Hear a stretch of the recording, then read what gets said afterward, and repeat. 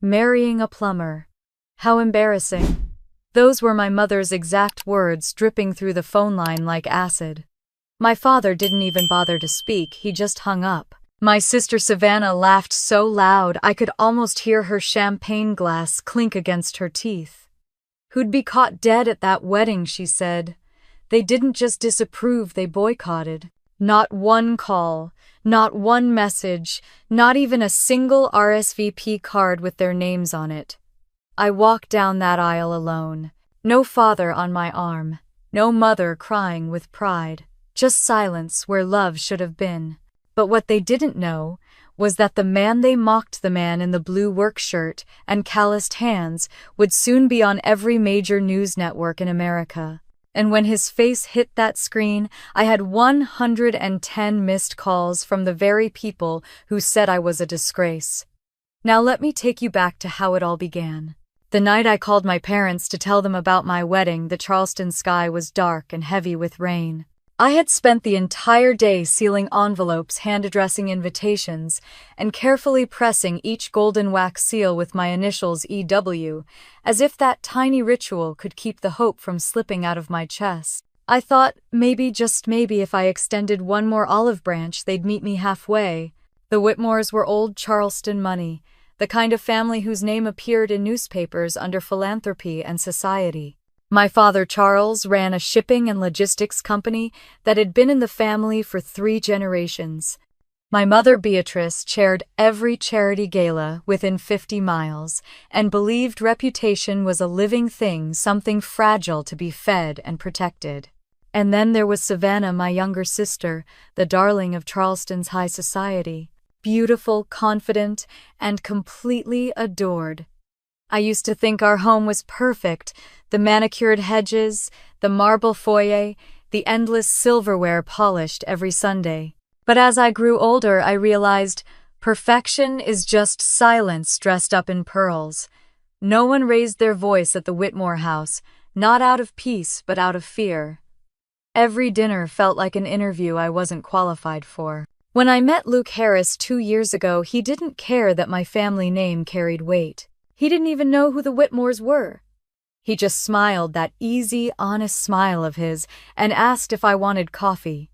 He had strong hands, the kind that told stories of work, not wealth. I remember thinking how rare that felt, to meet someone who built things instead of merely buying them. That night, sitting alone in my apartment, I dialed my parents' number. My hand trembled slightly as I listened to the ringing. 3 rings. Then 4.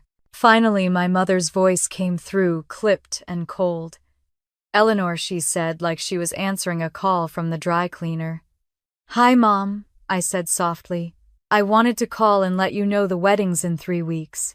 I really hope you and Dad can come." There was a pause long enough to make my stomach tighten. 3 weeks, she repeated. "And you're really going through with this?" "Plumber, his name's Luke," I replied, my voice firmer than I felt. "And yes, I'm marrying him." A low, almost elegant scoff came through the line. "Honestly, Eleanor, how do you expect us to show our faces after this? A Whitmore marrying a tradesman. You're dragging our name through the mud." "Luke is a good man," I said quietly. "He's kind, he's smart, and he loves me. I'm sure he fixes pipes beautifully," she said, her words sugar-coated with disdain. In the background, I heard Savannah's laugh, bright, cruel, unmistakable. "Oh my God," she said loudly enough to make sure I heard. "Who'd be caught dead at that wedding?" "Tell her congratulations, Mom. She's officially the town joke." "Savannah," I whispered under my breath, but my mother spoke over me. "You've made your choice, Eleanor," she said. "Don't expect us to stand by it." And then the line went dead. For a long time, I just sat there, phone still in hand, staring at the rain sliding down my window. The echo of their words filled the silence like static. I should have cried, but I didn't. I felt something colder instead.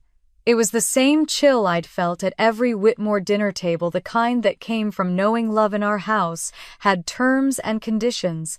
On the counter sat a stack of wedding invitations, 25 in total. I reached for the one addressed to my parents, ran my finger over the embossed letters, and then quietly tore it in half. It wasn't an act of rebellion, it was an act of surrender. I couldn't force people to show up for me anymore. That night, I poured myself a glass of wine and stared at my reflection in the kitchen window. The woman looking back didn't seem fragile. She looked tired, yes, but underneath that there was something steadier, something beginning to harden. Maybe it was resolve. I thought of Luke's voice earlier that day when I told him I was nervous about making the call. He had smiled, setting down his wrench. "People show you who they are, Ellie," he'd said. "Believe them, but don't let it change who you are." He never made promises he couldn't keep. He never tried to fix what wasn't broken. And somehow, that made me trust him even more. Still, as the clock ticked past midnight, I couldn't shake the ache. Not because I needed my family's approval, but because I had spent 33 years trying to earn it. Every grade, every promotion, every perfectly pressed dress, it had all been one long audition for love that never came. I went to bed that night with a strange calm in my chest. The kind that comes when there's nothing left to lose. Outside, thunder rolled across the Charleston harbor, and the sound reminded me of clinking silverware at our family dinners. Loud, polished, but hollow. Somewhere deep down, I think I already knew that my wedding day would be different, that the aisle I'd walk wouldn't just lead to Luke. It would lead away from the Whitmores, from their polished lies, from everything that had kept me small. I pressed my hand over the last unsealed envelope on the table, the one addressed to Mr. and Mrs. Charles Whitmore, and whispered the truth out loud for the first time. They won't come. And I was right. But what I didn't know, what I couldn't have known, was that the very same people who laughed at my marriage would one day beg to be seen in the same room as the man they called just a plumber. That before it was all over, the Whitmore name would crumble while ours rose. I looked out at the rain-soaked city lights, took a deep breath, and turned off the lamp. "I thought I had lost everything that night," I whispered to the darkness, "but sometimes losing your family is how you finally find yourself." In Charleston, names carried more weight than truth, and no name was heavier than Whitmore. The morning after that phone call, I woke to the sound of rain tapping against my window and the faint echo of my mother's voice still in my head. The same 4 words, marrying a plumber, Eleanor, looped through my mind like a curse disguised as a question. I made coffee, opened the newspaper, and there they were. My parents smiling under chandeliers, shaking hands with senators at another charity gala. The headline read, "The Whitmores host annual fundraiser for coastal preservation." My mother's pearl necklace glistened under the flash of cameras. My father's arm rested casually on her back. The caption below said, "Symbols of Southern grace." I stared at it for a long time. They were symbols all right, just not of grace. When I was a child, Whitmore Hall had been my whole world. A sprawling Georgian mansion surrounded by magnolia trees, with a fountain that never stopped singing, and windows tall enough to let in the moonlight. Inside, everything gleamed crystal silver marble, but it was the kind of shine that could blind you. We didn't raise our voices in that house. We polished them. We didn't argue. We curated opinions. At dinner, my mother corrected posture with the same tone she used to compliment the governor's wife.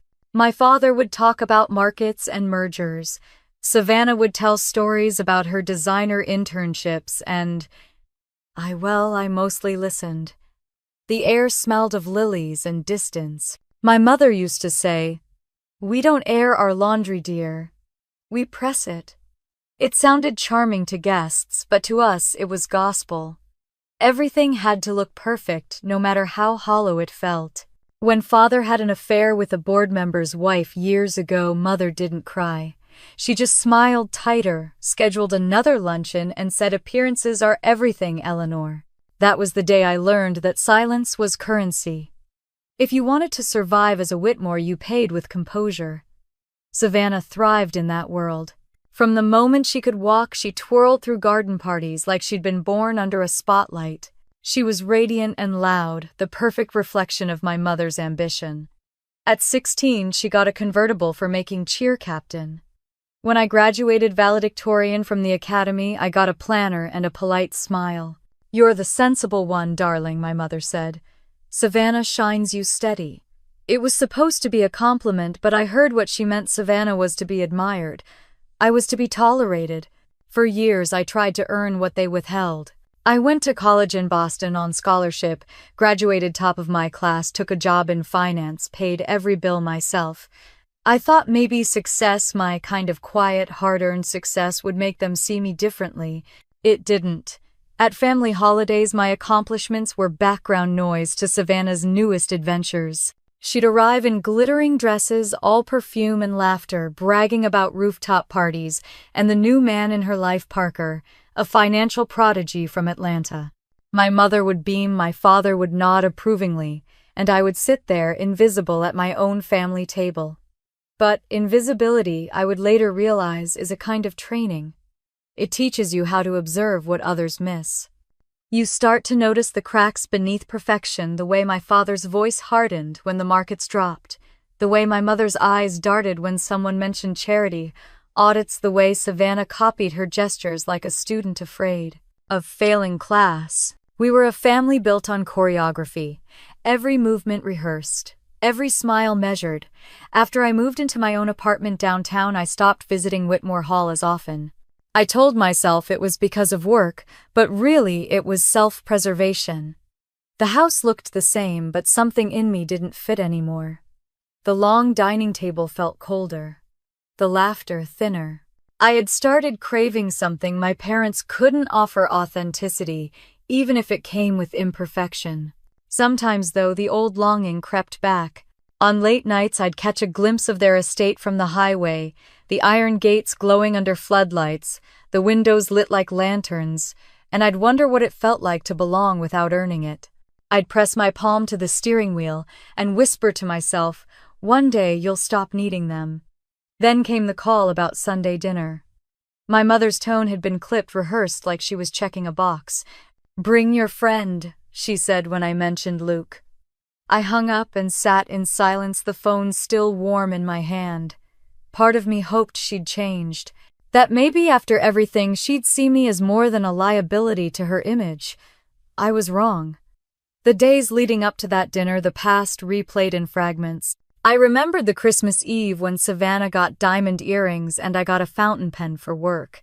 I remembered the night I overheard my parents whispering that I was too serious to attract the right kind of man. I remembered my mother telling a neighbor that she worried I'd settle beneath my station. She said it with a laugh, of course. Always with a laugh. By 28, I'd stopped laughing back. I built a life that was mine alone. No chauffeurs, no cocktail parties, no polite lies. My apartment was small, but filled with warmth, thrifted art, hand-me-down furniture, and the soft hum of independence. I learned to fix my own leaks, balance my own accounts, and carry my own groceries. It wasn't glamorous, but it was honest. And yet even honesty can feel lonely. One evening, after a long day at the firm, I returned home to find a flicker of something familiar, the ache of wanting someone to come home to. That was before Luke.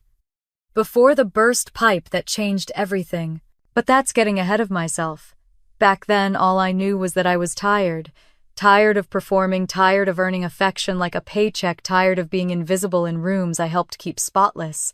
So I began writing at night. Nothing fancy, just thoughts on lined paper, things I'd never say out loud. On the first page, I wrote a promise to myself: I will not become them. On the second, I wrote a list titled Things I'll Teach My Children. At the top, love is not a transaction. Respect is not a reward. Sometimes I wondered if my parents were even capable of love beyond utility. Maybe for them affection was just another form of control, a way to mold, to measure, to manage. And maybe that's why deep down I always gravitated toward people who didn't demand perfection. It was around that time that I started noticing how the world outside their marble walls worked differently. In the office, cafeteria janitors joked with executives like equals. At the local market, an elderly couple argued over tomatoes, laughing in the end. No masks, no performances, no curated charm, just life in its raw, imperfect form. It was messy and beautiful. It made me wonder what I'd been missing all those years. The day the pipe burst in my kitchen, I didn't know it was the universe handing me the answer. I just knew water was everywhere, soaking the floor, running toward the bedroom carpet. I panicked, called the first emergency service I could find. 45 minutes later, there was a knock at the door. Reed Plumbing, a warm male voice called out. When I opened it, a tall man stood there, broad-shouldered, wearing a navy shirt with a faded logo hair damp from the drizzle. His hands were rough, his eyes kind. "Ma'am," he said with a small grin, "looks like your kitchen's staging a rebellion." I laughed before I could stop myself, and for the first time in a long while the sound didn't feel forced. I didn't know it then, but the man holding that wrench was about to rewrite everything I believed about class, love, and worth. The first thing I noticed about him wasn't the wrench or the uniform, it was the calm. Most repairmen who came to my apartment seemed rushed or irritated, but this one moved as if time was his ally. When he stepped inside, a few raindrops fell from his hair onto the tile. His shirt, dark navy with a patch that read Reed Plumbing and Heating, clung to his shoulders. His voice was steady, almost kind. "Show me where the rebellion's happening," he said with a grin. I led him to the kitchen. Water still trickled from under the sink and the floor glistened with puddles. He crouched down, turned the valve, and the chaos stopped. "Looks like an old copper joint gave up," he said. His tone wasn't frustrated, just factual, as if even broken things deserved patience. I found myself watching him. He didn't grunt or curse under his breath. He hummed. A quiet, tuneless hum that made the small kitchen feel oddly peaceful. The metallic sound of his tools clinking, the rhythmic twist of a wrench, it was like music. When he stood wiping his hands with a rag, I caught a glimpse of his forearms, scarred and strong. "You're all set for now," he said, smiling. "But I'd get these pipes replaced soon. They've seen better decades." "Thank you," I replied. "You make it sound like an emergency waiting to happen." He chuckled, packing up his toolbox. "Plumbing's like trust. Once a leak starts, it doesn't fix itself." The words hit harder than I expected. For a moment, I forgot to breathe. "That's an interesting way to put it." He shrugged lightly. "Guess I've seen enough people ignore small problems until the whole wall collapses." Something in me understood that. Before he left, I asked, "Would you like some coffee? I just made a fresh pot." He hesitated, polite but unsure. "If it's not too much trouble." I poured 2 cups, sliding one toward him at the small kitchen table. He wrapped his calloused hands around the mug, the steam rising between us like a quiet truce. "So, how long have you been in the plumbing business?" I asked, trying to sound casual. "My dad started it 30 years ago," he said. "I took over when he passed. Been running it about 4 years now." "I'm sorry," I said softly. He nodded. "Thanks, he loved it though. Said fixing things kept him grounded." I smiled. "Seems like it worked for you too." He looked down, a small smile tugging at the corner of his mouth. "Maybe. What about you? What do you do when you're not rescuing your kitchen from disaster?" "I'm a financial advisor," I said. "I fix other people's mistakes too, just with money instead of pipes." He laughed, a warm, unguarded sound. "So we both deal with leaks then." I laughed back. The sound surprised me how easy it felt.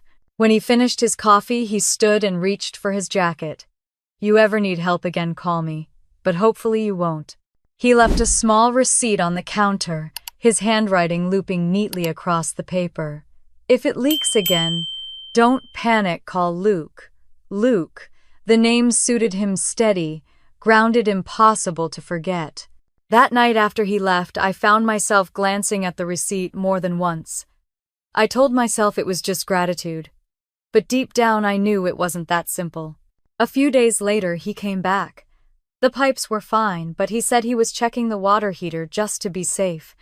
I didn't believe him, and he didn't try too hard to make me. He brought coffee this time. "Truce offering," he said, holding up 2 cups. We sat again at the little table.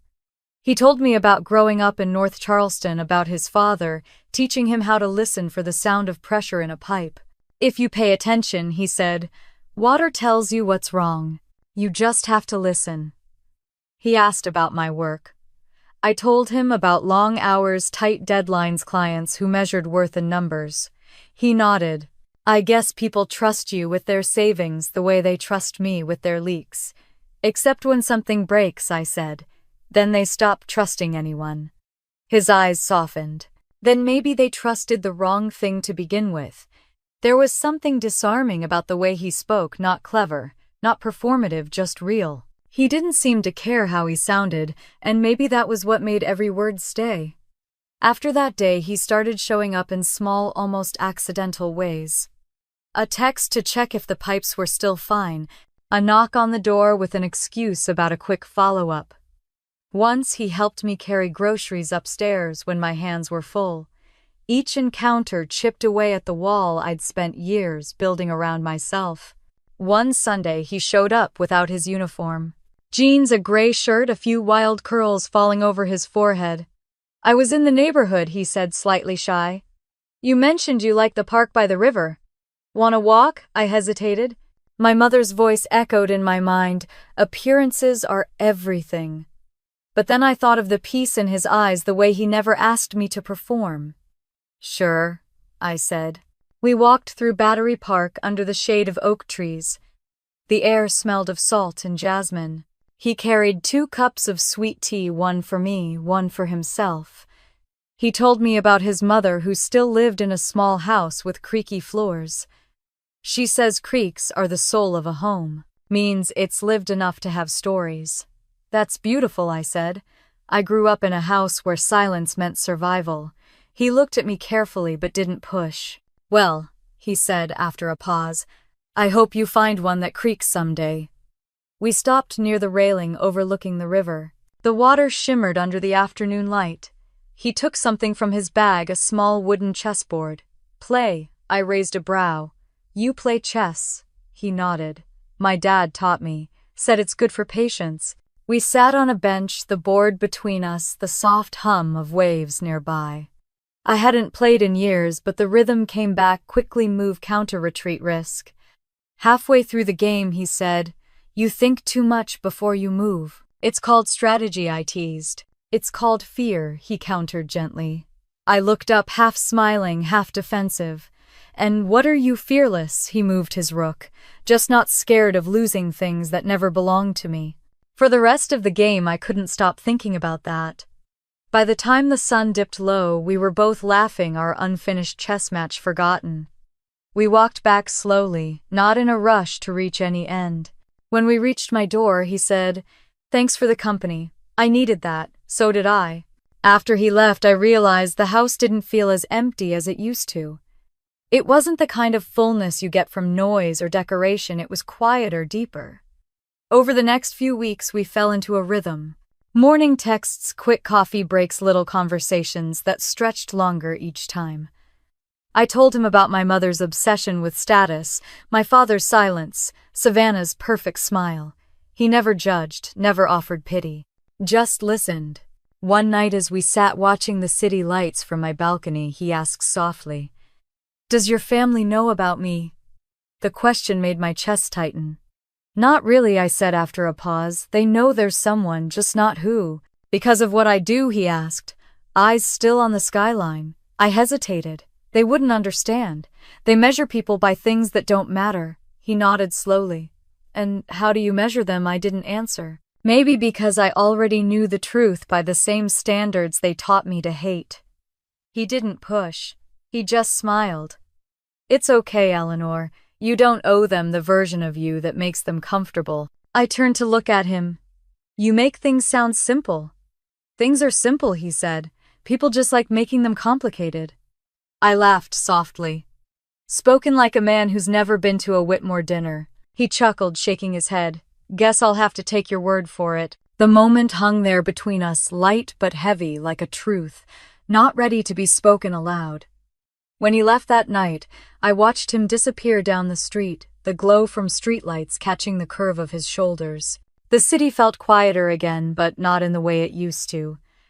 I closed the door, leaned against it, and whispered to myself, He's just a plumber.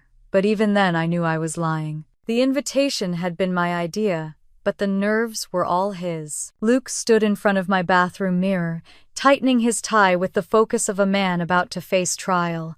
"You don't have to do this," I told him softly. "I do," he said. "You said they matter to you, and if they matter to you, then I'll meet them." I wanted to believe him, but the knot in my stomach said otherwise. For 2 weeks I'd been dreading this dinner. My parents' sudden warmth on the phone had felt unnatural. My mother's voice, overly sweet, had a rehearsed edge to it. "Bring your friend," she had said, like Luke was a +1 to a charity gala, instead of the man I loved. The night air was thick with humidity as we drove toward Whitmore Hall. Luke's old pickup truck looked painfully out of place among the Bentleys and Jaguars that lined the circular driveway. When we stopped at the gates, the house glowed like a cathedral, its white columns bathed in gold light. I stared at it, remembering the countless nights I'd walked up those steps in silence, my heels echoing like guilt. Luke looked at me and smiled, that quiet, unshakable calm in his eyes. "Your family's impressive," he said. "They're loud," I replied, forcing a smile. "That's not the same thing." A valet in a pressed uniform appeared, his eyes flicking briefly to the truck before offering a polite, practiced smile. Inside, everything was the same: the scent of lilies, the clink of glass, the way the air seemed heavier here. My mother greeted us at the door, her smile frozen in place. "Eleanor," she said, kissing the air near my cheek. Then her eyes shifted to Luke. "And this must be Mr. Harris. So nice of you to join us." Her tone was civil, but the pause between words carried centuries of judgment. My father appeared next, straight-backed, silver-haired expression unreadable. "Luke," he said, shaking hands briefly. "Plumbing, isn't it? Always good to see people working with their hands." Luke's smile didn't waver. "Yes, sir. Keeps me grounded."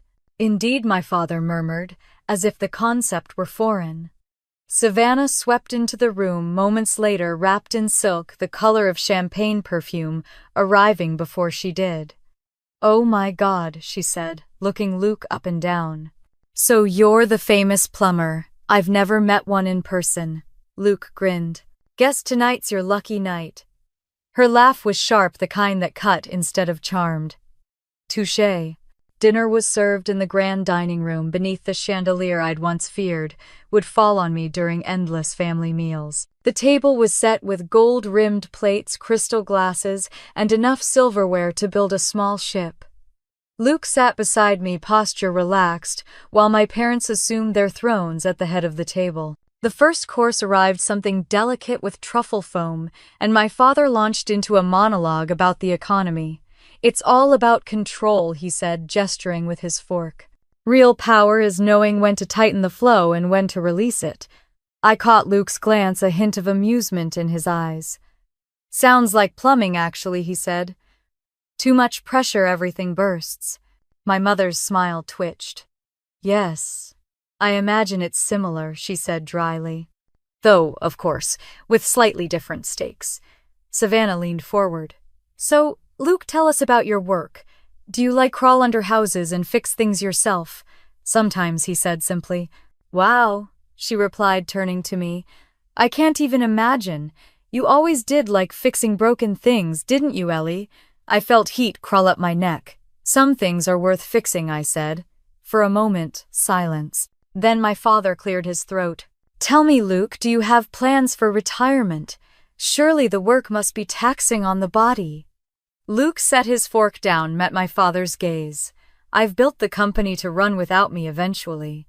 I believe in teaching people to manage what they've built, not just own it." "Pragmatic," my father said. "I respect that." But his eyes said otherwise. The rest of dinner was a balancing act, every sentence weighed, every smile a negotiation. My mother talked about her foundation's latest gala, dropping names like pearls. Savannah bragged about Parker's latest business trip to Paris. Luke listened politely, never defensive, never out of place, even when they tried to make him feel small. His calm was unshakable, and somehow that made their cruelty look smaller. When dessert came, my mother's mask slipped. "Eleanor," she said, dabbing her lips with a napkin, "you do realize this. Relationship may not fit the life you were raised for. I looked at her, voice steady. And what life is that, mother? The one where we pretend love is a performance. Savannah rolled her eyes. Don't get dramatic. Luke reached for my hand under the table, a quiet anchor. It's okay, he murmured. No, I said louder than I meant to. It's not okay. You've all made it clear what you think of him, but here's what I think. He's the kindest, most honest man I've ever met, and he doesn't need your approval any more than I do. The words landed like glass breaking. My mother's fork froze midair. My father's expression hardened. Savannah let out a soft laugh. You really are serious, aren't you? I am, I said. Luke squeezed my hand once, a silent plea to let it go, but something inside me had already broken free. My mother stood, her voice sharp. Eleanor, that's enough. You're embarrassing yourself. I stood too. No, mother. I've been embarrassed for years, by the way we measure people by their wallets, by how we mistake arrogance for class. For a long moment, no one moved. The chandelier hummed faintly overhead. Then Luke rose, his tone gentle but firm. Thank you for dinner, Mrs. Whitmore, Mr. Whitmore. We'll be going now. My father gave a curt nod. Of course. Don't let us keep you. Outside, the air smelled like rain. We walked in silence to the truck. I could still feel my mother's perfume clinging to my skin like a ghost. Luke opened the passenger door for me, but I paused, staring back at the glowing house. Behind those windows I'd once thought I'd find pride. All I'd ever found was judgment. As we drove away, the silence stretched. Finally, I said, I'm sorry you had to go through that. He kept his eyes on the road. I didn't expect anything different. You deserved better, he smiled faintly. You don't have to defend me, Ellie. They don't have to understand me. They don't even have to like me. But it's not fair, I said, voice trembling. They treated you like what? He interrupted gently. Like a man who fixes leaks for a living. That's what I am. No, I said. You're more than that. He glanced at me, the corners of his mouth lifting. You know what I see when I look at them? People terrified of getting their hands dirty. You can't build anything real that way. I didn't respond. I just looked out the window at the dark road, at the lights blurring through the rain. He reached over, took my hand again. Eleanor, he said quietly, you're not them. Don't let them make you believe you are. I turned to him, tears prickling behind my eyes. Do you really think we'll be okay? He nodded, thumb brushing my knuckles. We already are. When we pulled up outside my apartment, I didn't get out right away. The world felt heavier but also clearer. Luke leaned back in his seat, looking up at the sky. Funny thing about storms, he said. They clean everything they touch. I followed his gaze. The clouds had started to break, letting thin strands of moonlight slip through. For the first time, the night didn't feel suffocating. He turned to me, smiling softly.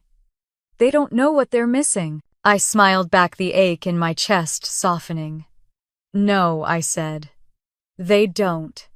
As he started the engine again, I looked once more toward the distant glow of Whitmore Hall.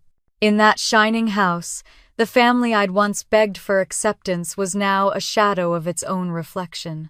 And beside me sat a man whose worth they'd never understand, a man who without saying a word had taught me what grace really looked like. That night, as rain traced silver lines across the windshield, I realized something I should have known all along. Love doesn't need chandeliers to shine. It just needs truth strong enough to survive the dark. The morning of my wedding broke quietly, with a pale mist drifting through the trees outside the cottage I had rented near the garden venue. I woke before the alarm, long before anyone else would arrive. The air smelled of dew and lavender, the kind of stillness that comes before something sacred or irreversible. My gown hung by the window, ivory chiffons, simple and light, a soft line of lace along the hem. No embellishments, no train that needed tending. I wanted it that way. I had spent too many years being weighed down by other people's expectations. Lydia arrived just after sunrise, holding a bag of bagels in one hand and her camera in the other. She had been my friend since college, the kind who knew when to talk and when to simply stand beside me. You slept it all, she asked, setting the bag on the counter.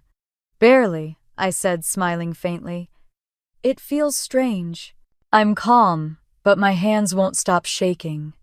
She poured me tea and sat beside me. That's not nerves, Ellie. That's your heart finally catching up to your courage.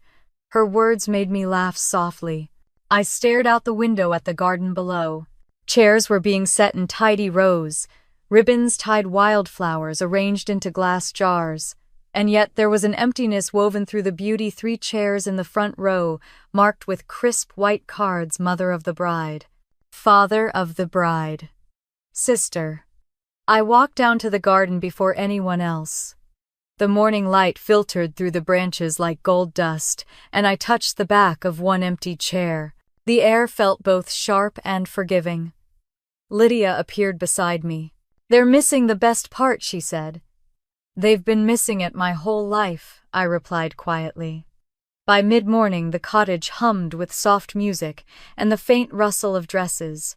I sat still while Lydia pinned my hair, twisting strands into a loose knot adorned with a few white pearls. No makeup artist, no stylists, no bustle of champagne and gossip, just her and me. Do you regret calling them? She asked gently. I shook my head. No, I needed to give them the chance to show up. Now I know they chose not to. The clock struck noon and I heard footsteps outside. Lydia peered through the window. Someone's here, she said, surprised. But it's not your parents. When I stepped out, I froze. Standing at the gate was a man in a charcoal suit, hair gray, smile, hesitant but familiar. Uncle Henry, he nodded, slightly out of breath. I know I wasn't invited, he said, but when your father told me he wasn't coming, I thought, someone should. I hadn't seen my father's younger brother in nearly a decade. He was the black sheep of the family, the one who left Charleston to open a small bookshop in Savannah, dismissed by my mother as unambitious. But he was the one who had taught me to ride a bike, who once whispered, "You don't need to earn love, kid. You just need to give it." Tears pricked my eyes. You came all this way, I took the first train I could, he said, smiling softly. If the offer still stands, I'd be honored to walk you down that aisle. My throat tightened, but I managed to nod. I'd love that. When the music began, just a violin played by one of Lydia's friends, the guests turned in their seats. The garden shimmered under a soft veil of sunlight, and for a moment the world felt kind again. I took Uncle Henry's arm, and together we stepped onto the path, lined with petals. Each step felt like shedding an old skin. I saw Luke waiting beneath the pergola, his navy suit, catching the light, his expression calm and radiant. Behind him stood only a handful of people, friends, co-workers, a few of his clients' faces filled with warmth. People who had chosen to be here, not out of duty or name, but because they cared. The violin swelled. The wind stirred.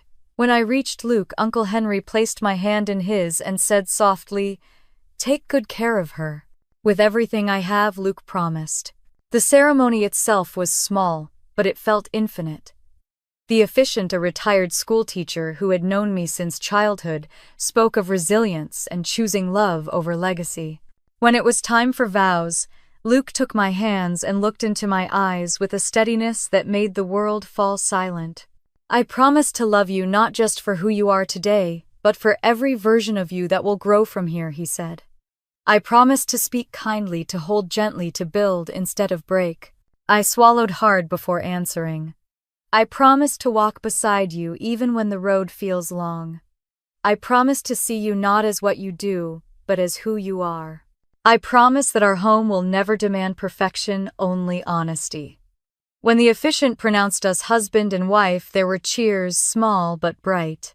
The air smelled of rain on petals and sunlight spilled across Luke's shoulders. He kissed me gentle and certain, and for the first time in my life I didn't care who was watching or who wasn't. After the ceremony, Lydia snapped a photo of us beneath the oak tree. My head rested against Luke's chest. His hand brushed a strand of hair from my face. Behind us, the 3 empty chairs gleamed in the afternoon light, their absence no longer heavy but liberating. Later, as we cut the modest cake, Lydia had baked herself. Laughter filled the garden. Someone turned on soft music, and Luke reached for my hand. "Dance with me," he said. I laughed. "We don't even have a dance floor." He smiled. "Sure we do. Right here." Barefoot on the grass, we swayed to a tune only we could hear. The guests clapped, someone whistled, and Uncle Henry raised a glass. "To love that needs no audience," he said. We all toasted. The champagne was cheap, the flowers slightly wilted, but everything about it was perfect.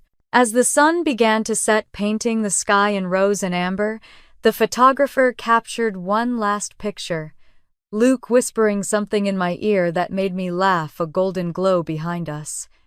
"I have a surprise for you," he said. I looked up. "What kind of surprise?" "The kind that proves your family was wrong." His eyes sparkled with mischief, but he said no more.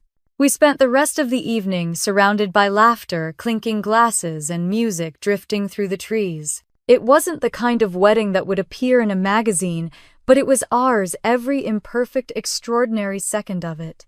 As the last guests left, I stood alone in the garden, watching the candles flicker in their jars. The 3 empty chairs were still there, but they no longer looked abandoned. They looked finished, like the final lines of a story I'd already outgrown. Luke came up behind me, slipped his arms around my waist, and rested his chin on my shoulder. "You okay?" he asked. I nodded. "More than okay. For the first time I feel like I belong somewhere." He kissed the side of my head. "You always did. You just had to stop asking permission."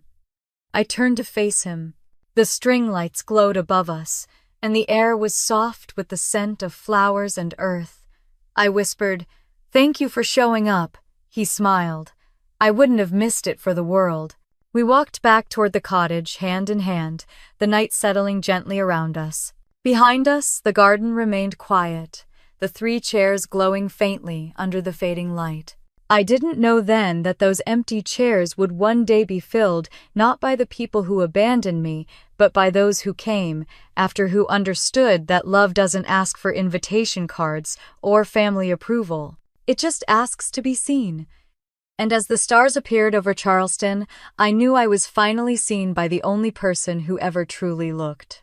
2 months after the wedding, the days began to fall into a quiet rhythm. The mornings smelled of coffee and river, wined the evenings of lemon soap and rain.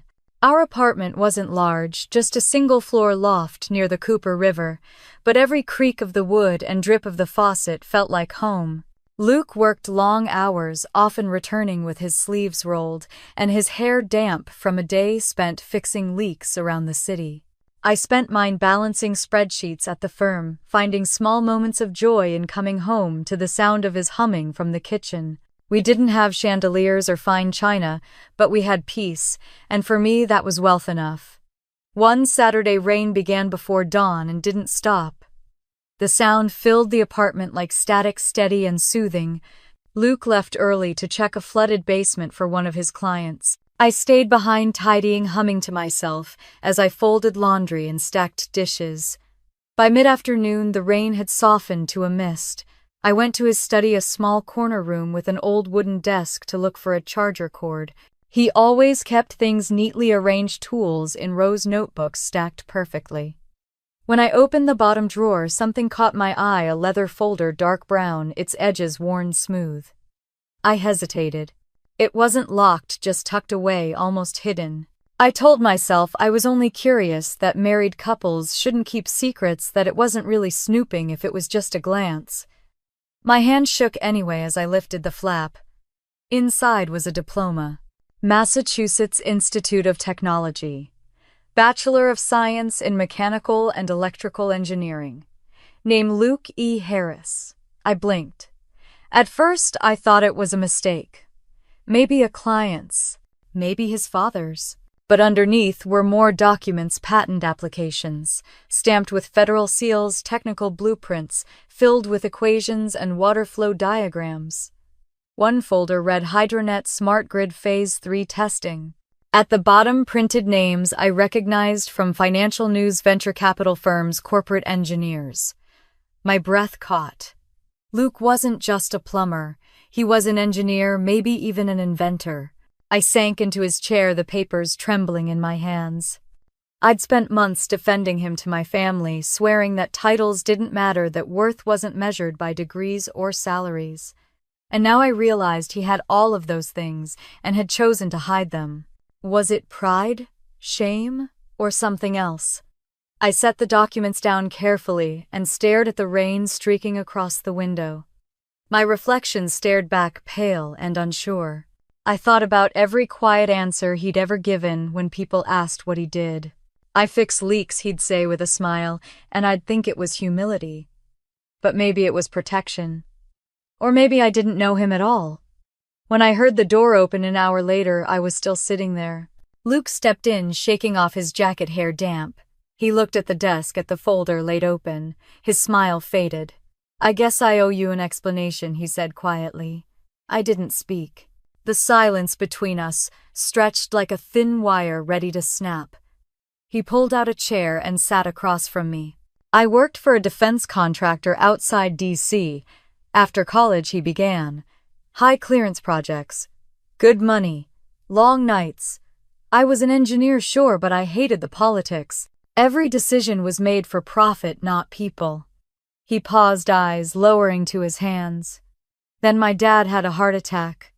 I came home to help with the plumbing business just for 6 months. But when I got here, I saw how much I'd missed.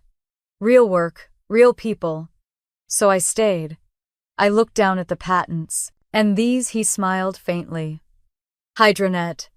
A system I started designing years ago.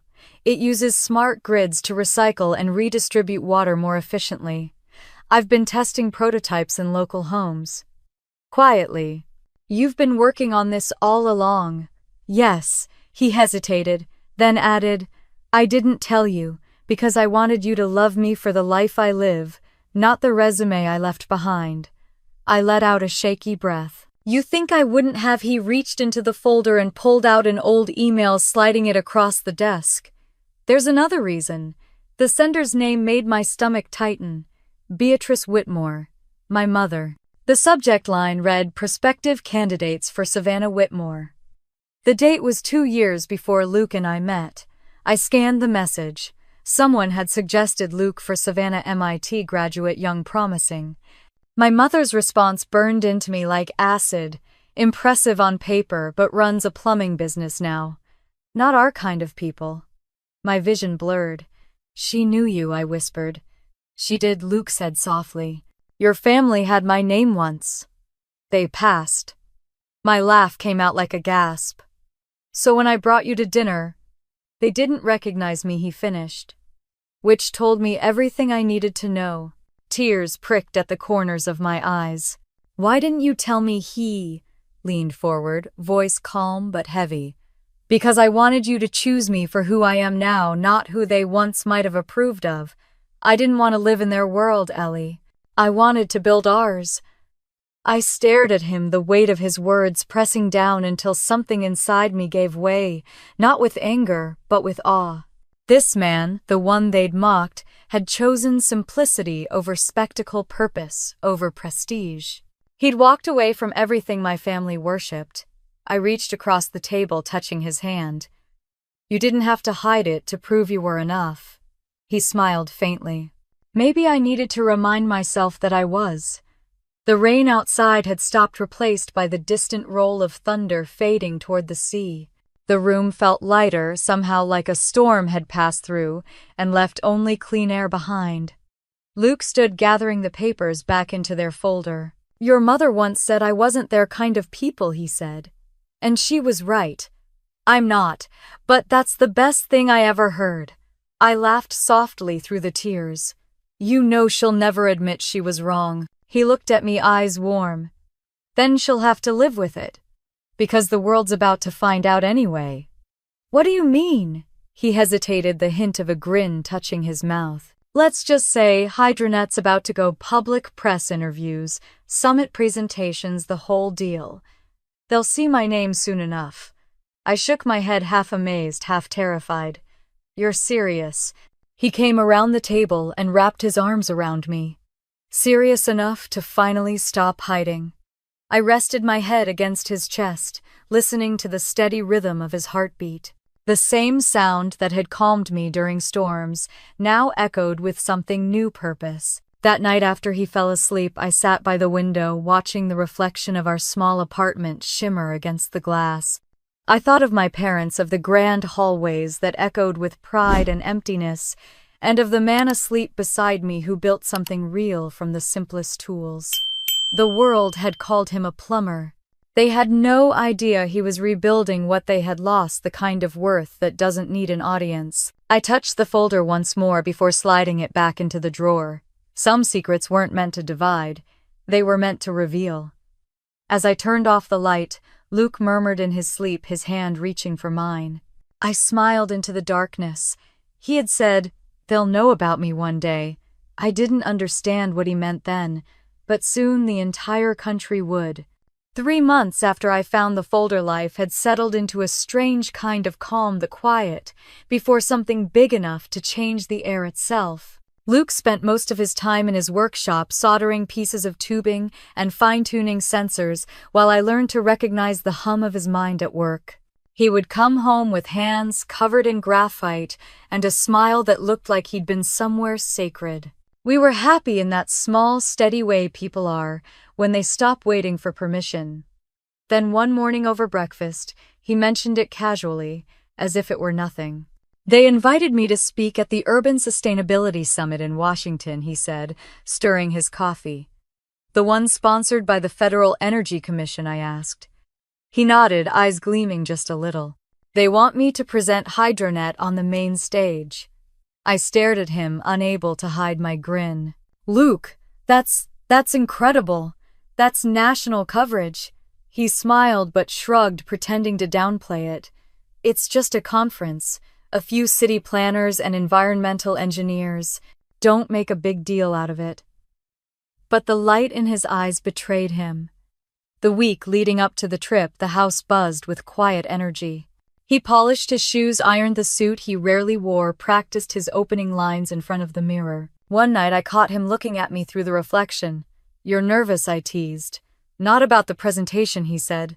"About what happens after." I didn't understand then, but I nodded anyway. On the morning of the summit, I watched him tie his navy tie and slip on his jacket. The fabric stretched across his shoulders perfectly. "You look—" I hesitated, searching for the right word. "Like the man I knew you were the moment I met you." He smiled softly. "Keep your phone nearby, all right." "Why?" He kissed my forehead. "Because I think you'll want to see this one live." After he left, the apartment felt both too quiet and too charged, as if it were holding its breath. I turned on the TV for company while sorting through emails, letting the hum of daytime news fill the silence. At 2 in the afternoon, the anchor's voice shifted to a tone of excitement. "Coming up next," she said, "an inspiring story of innovation, a former NASA engineer turned plumber who's revolutionizing America's water systems." My hands froze. I dropped my pen. The screen flashed to a live broadcast. The caption read, "Urban Sustainability Summit, HydroNet Systems Presentation." And there he was standing at a podium, sleeves crisp tie, knotted neatly, posture confident but humble. Behind him glowed the logo he had drawn by hand at our kitchen table. "Good afternoon," he began, his voice steady and warm. "I grew up watching my father fix broken pipes in homes most people had forgotten. He used to say, 'You can't stop water from finding its path, you can only guide it.' I built HydroNet to do the same, guide our resources, not fight them." The camera panned across the audience, rows of senators, CEOs, journalists scribbling notes. "This system," Luke continued, "can cut residential water waste by 60%. But it's not just about conservation. It's about dignity. Infrastructure is the language of care. When you maintain what people live with every day, you remind them they matter." Applause broke out, slow at first, then swelling like a wave. He smiled, that quiet smile. I loved the one that always came before he said something that would stay with you forever. "What we fix," he said, "isn't just plumbing. It's trust." My throat tightened. I felt something inside me shift like a knot unraveling after years of tension. I didn't move for the rest of the segment. When it ended, the anchor returned to the screen, her expression glowing. And behind every innovator, she said, is often a story of love and perseverance. Luke Harris, founder of Hydronet Systems, credits his wife Eleanor with helping him stay grounded. The couple's simple backyard wedding last fall has since gone viral online, praised for its message of humility and heart. A photo filled the screen, me in my lace gown, Luke, brushing a leaf from my hair, the golden light of the garden spilling behind us. The caption read, "Love over legacy, the couple who redefined success." I stared frozen as the image faded. Then my phone began to ring. 1 call, 2, 10, 20. The numbers blurred together. Mother, father, Savannah, Whitmore Estate. Private number. By the time the screen stopped flashing, the count at the bottom read 110 missed calls. I let the phone buzz once more before silencing it. The quiet afterward felt almost holy. When Luke came home that night, he found me sitting on the couch, with the TV still playing muted coverage of the summit. He loosened his tie, glanced at the phone on the table, and raised an eyebrow. "They saw it, didn't they?" I nodded, my voice barely above a whisper. "All of it." He smiled slightly, crossing the room to sit beside me. "How many calls?" 110, I said. "Funny," he murmured. "That's about how many family dinners they skipped while you were growing up." I laughed, soft, startled, almost a sob. "You shouldn't make me laugh right now."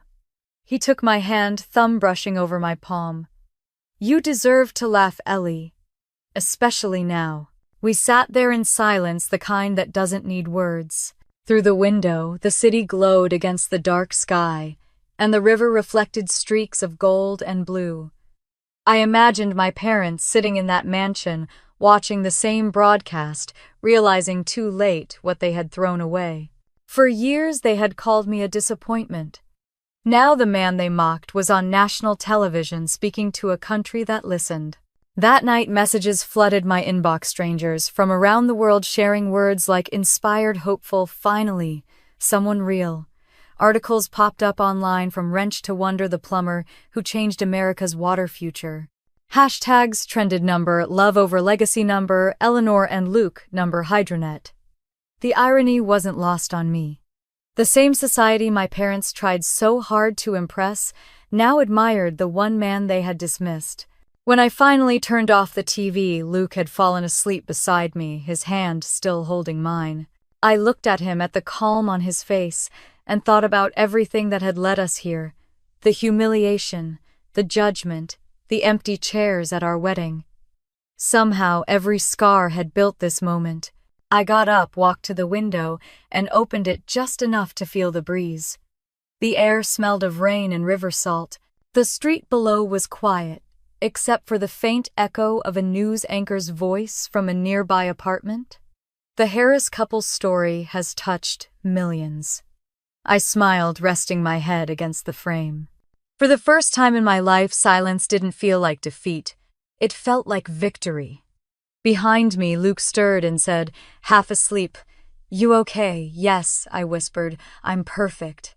He reached out his hand without opening his eyes, and I slid mine into his. The city lights flickered across his face like a promise.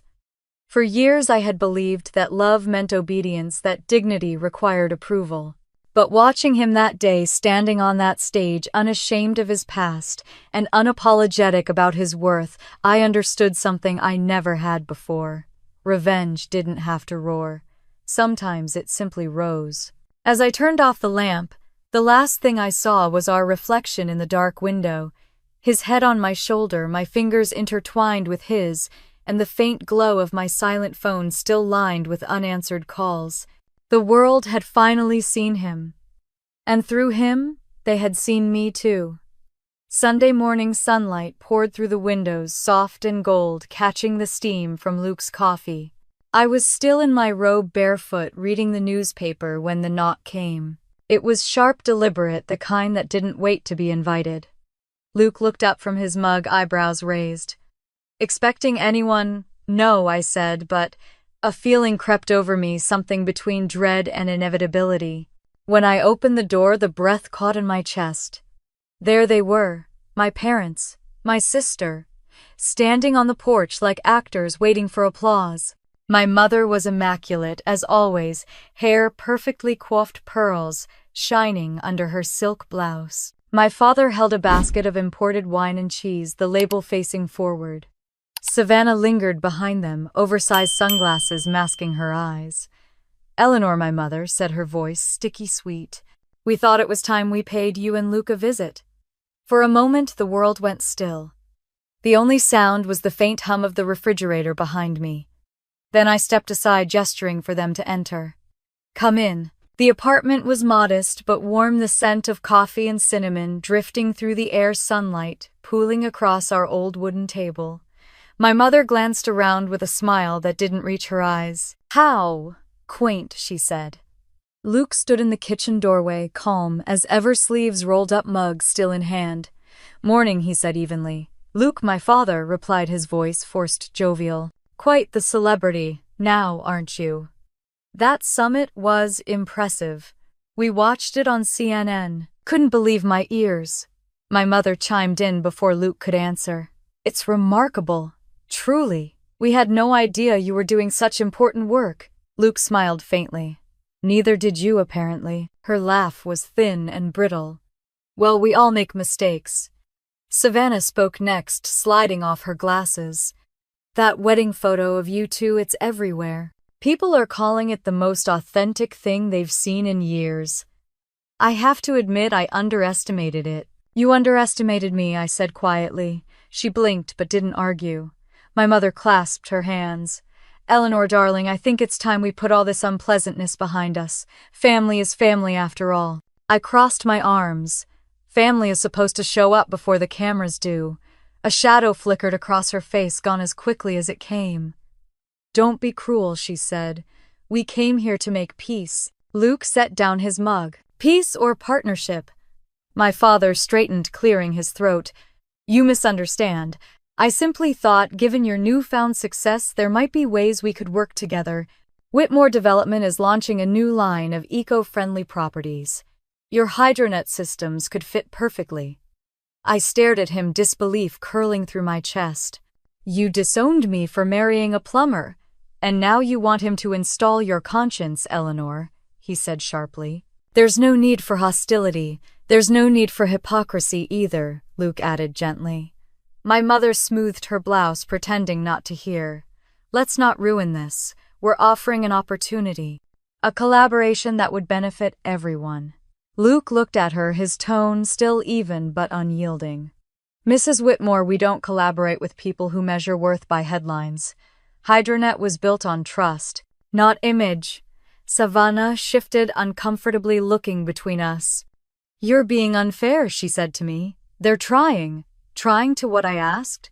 Reclaim their reputation. You didn't come here to reconnect. You came to profit." The room fell silent. Outside, a car door slammed somewhere in the street, the sound distant and hollow. My father finally spoke, his voice low. "If that's how you feel, then I suppose there's no point in continuing." He reached into his coat pocket and pulled out a cream-colored envelope. "There's one more thing." I took it, unfolded the paper inside, and read the words that sealed the truth of the visit. "A voluntary withdrawal from all Whitmore trusts and estates, effective immediately."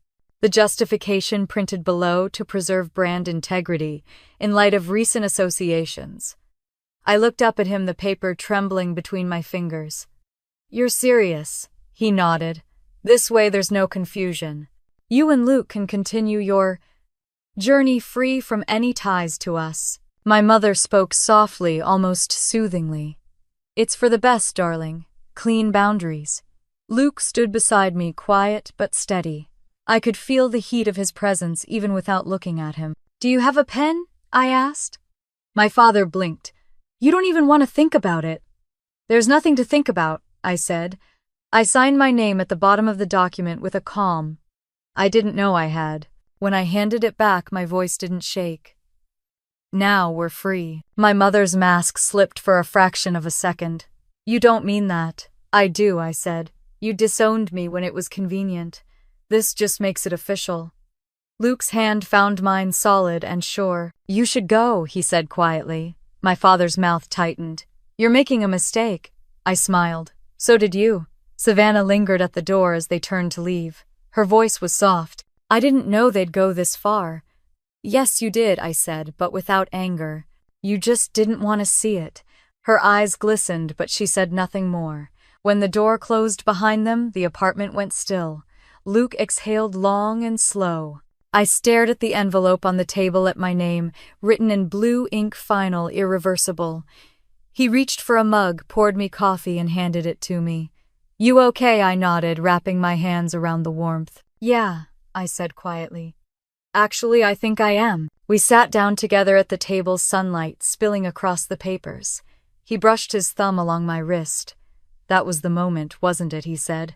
"What moment? The one where you stopped asking them to love you." The truth of it hit deep. I leaned back, letting the silence fill the space where pain used to live.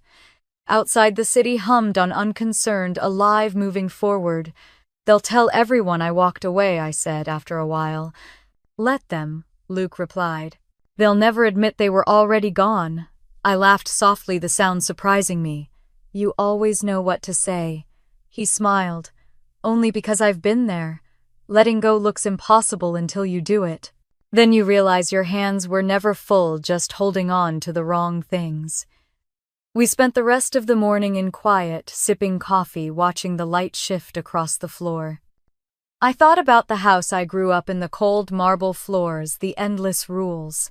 I thought about the 3 empty chairs at our wedding and how they no longer haunted me. For years I had believed freedom meant approval, that I could only stand tall once they finally said I was enough. But, standing in that room, signing away everything they'd ever used to define me, I realized something else. Freedom isn't something you're given. It's something you choose. As the day faded into afternoon, Luke leaned across the table and kissed my forehead. "You did it," he whispered. "I guess I did." I glanced toward the door, imagining them driving away, the echoes of their pride dissolving in the distance. My heart felt light, unburdened. "They came here to reclaim their name," I said. "But all they did was return my peace." Luke smiled, his eyes soft and certain. "That's the best kind of revenge." And for the first time in my life, I believed him. The first headline appeared on a Wednesday morning, tucked into the business section like a whisper, trying to hide from its own echo. "State opens inquiry into Whitmore Enterprises financial irregularities alleged." I read it twice, then a third time, just to be sure I wasn't imagining it. The words felt surreal, cold, distant, but strangely poetic. After years of pretending their world was untouchable, the cracks were finally visible. Luke came up behind me, reading over my shoulder. "It was bound to happen," he said quietly. I folded the paper, setting it down beside my coffee. "Do you think it's true?" He hesitated. "It usually is." By evening, the whisper had become thunder. Every news channel had picked up the story. Whitmore Shipping and Development accused of using offshore accounts for tax avoidance. Reporters stood outside the Charleston courthouse, their voices sharp against the backdrop of flashbulbs. My father's name scrolled across the bottom of the screen, followed by my mother's charity foundation, now under review. I watched from the couch, expression unreadable. Luke muted the TV. "You don't have to see this," he said. But I shook my head. "No, I need to. I need to know what truth sounds like when it finally speaks." Over the next week, the scandal spread like wildfire. Old colleagues distanced themselves. Sponsors pulled out of my mother's fundraisers. Socialites who once filled her galas with laughter suddenly developed scheduling conflicts. The empire that had always seemed too pristine to touch was unraveling thread by thread. At the office, I overheard whispers from coworkers who didn't realize I was behind them. "Did you hear about the Whitmores? You'd never guess someone like her came from that family." They meant it kindly, but the words still stung. That night I came home to find Luke cooking dinner, sleeves rolled up, humming under his breath. I leaned against the counter watching him. "They're losing everything," I said. He set down the spatula, turned to face me. "You're not responsible for their choices, Ellie." "I know, it's just—" I hesitated. I thought when this day came I'd feel happy. Vindicated, maybe. But all I feel is tired. Luke smiled gently. That's peace sneaking in. You're just not used to it yet. Days turned into weeks. The headlines grew darker. Charity audit reveals misused funds. Whitmore Development faces multiple lawsuits. Family estate under review for foreclosure. The same magazines that once called them pillars of Southern grace now printed words like disgraced, corrupt, and fallen.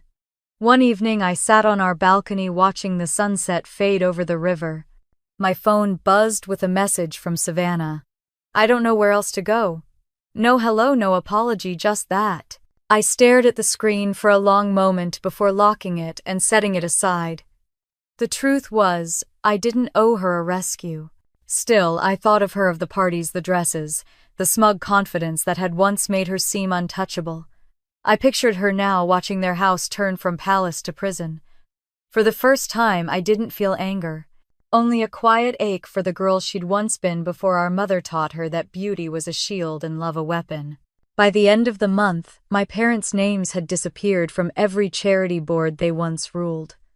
The Whitmore crest was removed from the old courthouse they'd sponsored. Their mansion, Whitmore Hall, was photographed behind caution tape as investigators filed in. That image hit me harder than I expected, not out of sorrow but out of recognition. I remembered the sound of my shoes on those marble floors, the smell of lilies, and polished the silence that had lived between every perfect dinner conversation. I had always thought that house would outlast everything, but marble can't hold lies forever. Luke found me staring at the photograph online. You should close that, he said softly. I can't, I whispered. It's strange. I spent half my life trying to be seen in that place, and now it's finally visible for what it is, a museum of pretense. He came up behind me, wrapping his arms around my waist, then let it fall, he said. You built something better. A few days later, I received a letter from my family's old attorney.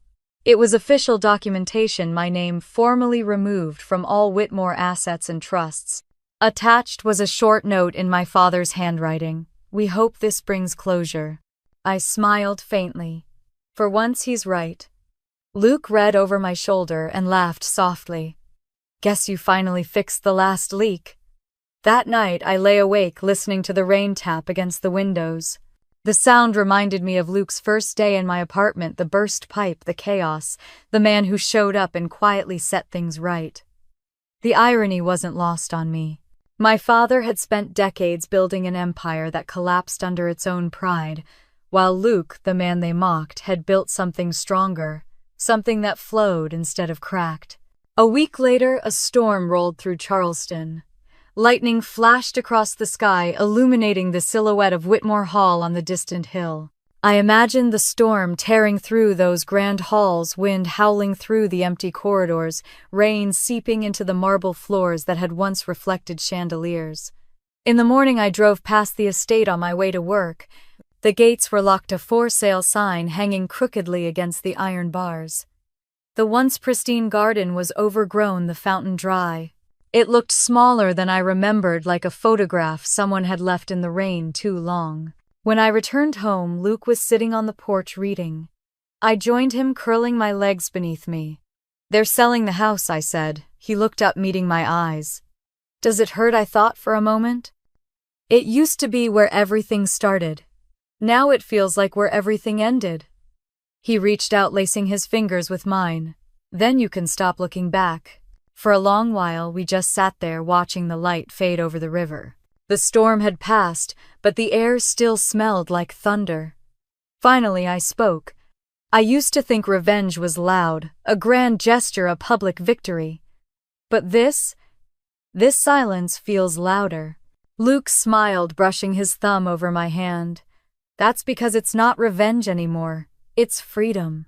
I leaned my head against his shoulder, the world softening around us. The wind carried the scent of wet earth and magnolia. Somewhere, a distant bell chimed the hour. In the distance, Whitmore Hall stood dark and empty, its windows, hollow eyes staring into nothing. But for once, I didn't feel haunted by it. They built a name, I murmured, and lost themselves inside it. And you, Luke asked? I built a life, I said, and that's the better investment. He laughed quietly, pulling me closer. Spoken like a true Whitmore turned Harris. I smiled. No, just Harris. The sun dipped below the horizon, and for the first time in as long as I could remember, I didn't feel the weight of my past pressing against my chest. There was no need for triumph or pity, no score to settle. Justice had already arrived, softly, quietly, in the form of peace. And as the river shimmered under the last light of day, I realized that the truest kind of revenge was this walking away and never needing to look back. The phone rang just after midnight, shattering the kind of sleep that only comes after peace.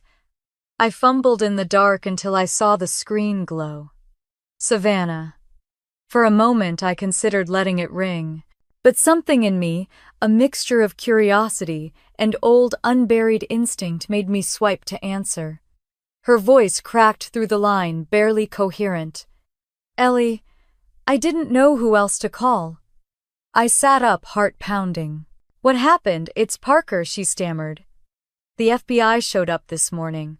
They froze our accounts. He's being indicted for securities fraud. I don't even know what's real anymore. I rubbed my forehead, trying to keep my voice steady. Savannah, slow down. They took everything, she whispered. The cars, the apartment. He's facing years in prison. I went to Mom and Dad, they won't even let me stay at the lake house. Said it's too risky, too much press. I have nowhere to go. The words hit like distant thunder, a storm I'd long seen coming. I closed my eyes. You can come here, I said quietly. There was a pause, then a small broken sob. Thank you. By the time she arrived the next morning, the sky was gray and heavy with fog. She stepped out of a cab wearing oversized sunglasses and clutching a single suitcase. Her hair was unbrushed, her voice barely a whisper. I didn't think you'd open the door. I did once, I said softly. Might as well keep the habit. She smiled weakly, stepping inside. The apartment felt different with her there, like two worlds colliding in a space too small for both. She set her bag down, her perfume faint but familiar, the scent of a life that no longer existed. Thank you, she said again. I need somewhere to think. You can stay as long as you need, I said. The guest room's ready. For the first 2 days she barely spoke.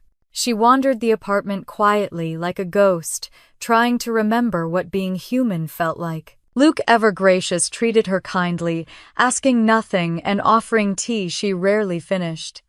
She slept late, woke early, paced the balcony at night. I didn't push.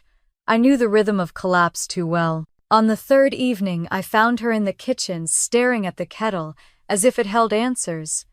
I can't believe this is my life, she murmured. One minute I was planning a trip to Capri, and the next I'm Googling how to break a lease. I leaned against the counter. Sometimes life doesn't fall apart. It's just showing you what was already broken. She gave a shaky laugh. You sound like him. Like who, Luke? She said softly. He's kind, too kind. I don't know how you ended up with that after growing up with them. I smiled faintly. Maybe kindness was rebellion. That night, she joined us for dinner. She even laughed once at something Luke said about a pipe bursting in a senator's mansion. For a moment, she looked like my sister again, the one I used to braid hair with before the world taught her to weaponize charm. But peace, I've learned, doesn't stay long when it's borrowed. 2 days later, I came home early from work and heard her voice through the cracked door of the guest room. Her tone was hushed but firm. Yes, Mother, I'm here. No, she doesn't suspect anything. He's incredible, calm, respected. If Luke vouches for me, publicly people will forget all this. His reputation could fix everything. I just need more time. The air left my lungs. I didn't move, didn't speak. I just stood there, heart pounding. My mother's voice murmured faintly through the phone, too low to make out, but I didn't need to hear the words. I knew the pattern, the manipulation, the performance, the old family choreography. I stepped back before she could see me retreating to the kitchen where the kettle still sat cold on the stove. I didn't cry. I just felt tired. So tired of history repeating itself in prettier clothes. That evening after dinner, Luke went out to return a work call. I walked to the guest room where Savannah sat cross-legged on the bed, scrolling through her phone. She looked up smiling. "Hey, how long were you planning to pretend?" I asked. Her smile faltered. "What I heard you on the phone," I said calmly. "You told Mom you'd use Luke to fix your image. You said I didn't suspect anything." Her face went pale. "Ellie, it's not what you think." I crossed my arms. "Then tell me what it is." She opened her mouth, closed it again, and then whispered. I just panicked. "Everything's gone. People are saying horrible things. I thought if I could get Luke to say something nice about me, maybe the press would stop." "Stop what?" I said. Telling the truth, tears filled her eyes. "I didn't mean to hurt you. You just what I said softly. Did what Mom taught us. Smile twists survive." She broke then. The tears came fast. "Ugly real. I don't even know who I am anymore," she sobbed. "When Parker was arrested, I didn't cry for him. I cried because of how it made me look. That's who I've become." I sat down beside her, the anger dissolving into something else. "Then that's where you start," I said quietly. She looked at me through smeared mascara. "Why are you still being kind after everything I said to you after I laughed at your wedding? How can you even stand to look at me?" "Because I know what it feels like to be you," I said. "To chase approval until you forget your own reflection." For a long while, we sat in silence. The city lights flickered through the blinds, painting stripes across the room. When she finally spoke again, her voice was barely a whisper. "Do you think there's a way back?" "There's always a way back," I said. "But it starts with telling the truth, even when it costs you everything." The next morning, she was gone before sunrise, leaving a note on the kitchen counter. "I'm going to try. For once, really try." Weeks passed. She found a job at a small coffee shop near the marina. It wasn't glamorous, but it was hers. I visited her one afternoon just to see. She was behind the counter, hair tied back, wiping down tables with quiet focus.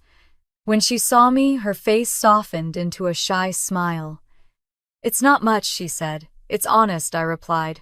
"That's more than you ever got from home." She looked down, biting her lip. "Thank you for not giving up on me." I shook my head. "You did that yourself." That night I told Luke about the visit. He smiled, stirring his tea. "People change when they get tired of their own reflection," he said. "Maybe she's finally seeing herself clearly." I nodded, watching the steam curl between us. Maybe. Later, as I stood by the window looking out at the quiet river, I realized something. I hadn't forgiven her because she deserved it. I'd forgiven her because I needed to stop carrying the weight of being right. Sometimes mercy isn't weakness, it's survival. When I went to bed, Luke reached for my hand under the covers. "You okay?" he murmured. "Yes," I said softly. "For the first time, I think I really am." And in the dark, I thought of my sister wiping tables at dawn, her back straight, her hands steady, her heart learning how to start over. Maybe the truest revenge wasn't destruction. Maybe it was rebuilding and doing it differently. The morning paper lay folded on the porch, half soaked from the mist. I bent down to pick it up and froze at the headline printed across the front page: "Whitmore Enterprises files for bankruptcy." The photo beneath showed my father walking out of a courthouse, head lowered, jaw clenched. Beside him, my mother's once perfect posture seemed smaller, her face half hidden behind dark glasses. For a long moment, I just stood there in the quiet, watching the ink blur under the damp. Luke opened the door behind me, coffee in hand. "It finally happened," he said. I nodded, voice low. "I thought I'd feel something, anger, satisfaction, but I don't." He stepped closer, offering the mug. "That's not emptiness, that's peace." I sipped the coffee, the warmth spreading through my chest. "I used to think they were indestructible." He smiled faintly. "Everyone thinks their parents are gods until the truth shows otherwise." The truth had shown itself loudly. The investigation had uncovered everything. Fraudulent transfers, false charity reports, luxury assets hidden under shell companies. The house in Greenwich, the beach property in Hilton Head, the private accounts in Zurich, all gone or frozen. The once untouchable Whitmores were now the talk of the city for reasons they could never spin as elegant. I turned on the news briefly, just long enough to see the footage of reporters shouting questions as my mother slipped into a waiting car. The anchor's voice was measured but merciless. After years of portraying themselves as philanthropists, the Whitmores face a mountain of debt and federal charges that could lead to prison time. I turned it off. They spent decades chasing respectability, I murmured. Now all they've earned is pity. That afternoon, I drove into the city to visit Savannah. Her shift at the cafe was almost over when I arrived. Through the window, I watched her clearing tables, her movements steady-focused. She wore a plain gray apron over her jeans, her hair tied back neatly. There was no trace of the glamorous woman who once bragged about yachts and galas. When she saw me, her eyes widened, then softened. "Hey," she said, wiping her hands on a towel. "I didn't expect you today."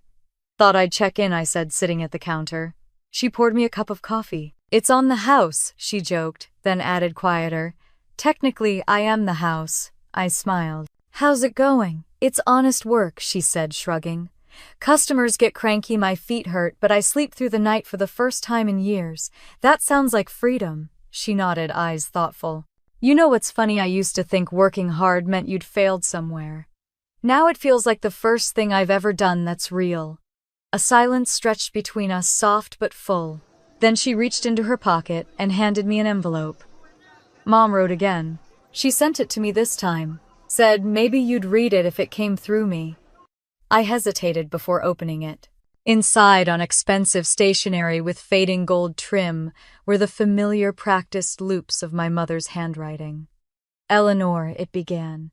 "Despite everything, you will always be a Whitmore. The past is complicated, but family is family. We'd like to invite you and Luke to a small dinner at the club to rebuild, to remind the world that appearances can heal what words cannot." I laughed softly, shaking my head. "Even now she thinks image can fix the truth." Savannah sighed. "She hasn't changed." "No," I said. "But I have." I folded the letter and slipped it back into the envelope. "You can tell her I'm not coming." Savannah smiled, something like relief crossing her face. "I thought you'd say that." We talked a little longer about her new apartment, about the customers who tipped in stories, instead of money, about small beginnings that felt big anyway. When I left, the sun had dipped low, turning the city gold. For the first time, I didn't see her as the mirror of everything I'd tried to escape. She was just my sister, flawed human learning. Driving home, I passed the old Whitmore mansion. The once grand gates were locked, a for sale sign leaning crooked against them. Weeds crept between the stones of the driveway. The fountain, where we used to take family portraits, was dry and cracked. Through one of the windows, I caught a glimpse of the ballroom chandelier, dim and dust-covered. The sight didn't make me sad. It made me grateful. That evening, Luke and I sat on the porch, the air cool and quiet. He read the newspaper while I watched the sun sink into the horizon. "Savannah's doing better," I said. He smiled. "You helped her." "She helped herself," I corrected. "I just opened the door." He folded the paper. "You know, I think your mother will always send those letters. It's her way of pretending she can still control the story." I looked at the sky. "Then she can have her version. I'm done living in it." A week later, my father called. His voice was rougher, older. "Your mother's not well," he said. "Stress, the doctors think. She's resting." "I'm sorry to hear that," I said quietly. He hesitated. I wanted to say, "I should have defended you that night you called about your wedding. I should have been better." "You still can be," I said. He exhaled. "I don't expect forgiveness. I'm not withholding it," I said. "It just isn't yours to ask for anymore." A long pause. Then he said softly, "You deserved better than us." "I know," I whispered, "but I got better." When the call ended, I sat for a while, staring at the phone in my hand. The ache that used to follow his voice didn't come. In its place was something gentler, quieter. That night, Savannah came by after her shift. We sat on the porch steps sharing leftover pie. The air smelled of salt and rain. "You heard about the bankruptcy?" she asked. I nodded. "Yeah, they're selling the last property. The lake house. I guess it's really over." I took a bite of pie. Maybe it's just beginning for us anyway. She looked at me, eyes shining. "You forgave me when I didn't deserve it." "I didn't do it for you," I said softly. "I did it for me." "Forgiveness doesn't make you weak, Savannah. It makes you free." She leaned her head on my shoulder. "Then I hope one day I'm as free as you." "You will be," I said. "You're already halfway there." When she left, I stood for a long time watching her walk down the street, her silhouette steady under the streetlights. Later, as I climbed into bed, Luke reached for my hand. "You've been quiet," he murmured. "I'm thinking about how peace feels," I said. "It's strange. It doesn't announce itself. It just arrives." He smiled, half asleep. "Keep it. You earned it." Outside, the crickets sang, and the world felt balanced again, not perfect, just honest. I thought of the mansion, of the dry fountain, of my parents sitting somewhere in silence. I didn't hate them anymore. I didn't need to. I once believed revenge was the loudest justice. But as I watched Luke sleep beside me, the truth settled softly in my chest. Peace whispers louder. And that whisper was mine to keep. The late afternoon light spilled through the oak branches, warm and golden as laughter echoed across the backyard. Balloons bobbed in the breeze, ribbons tangled playfully in the fence, and the scent of vanilla cake drifted through the air. Our daughter Hazel was turning 2, and for the first time in years, I wasn't thinking about who wasn't there. Only about who was. Luke stood at the grill, sleeves rolled up, flipping burgers, while a small crowd of friends and neighbors chatted around the picnic table. Savannah helped string fairy lights across the pergola, her hair pulled into a messy ponytail, her hands dusted with flour from baking the cake herself. She was humming softly, something cheerful and light. I watched her for a moment and smiled. It had taken time, tears, and more humility than either of us had expected, but my sister had found her footing. She'd traded cocktail dresses for jeans, dinner galas for community work, and for the first time in her life she looked at peace. "Where do you want the presents?" she asked, carrying a pile of gift bags. "Anywhere Hazel can reach them," I said, laughing. "You know she thinks ribbons are more exciting than what's inside." Savannah grinned.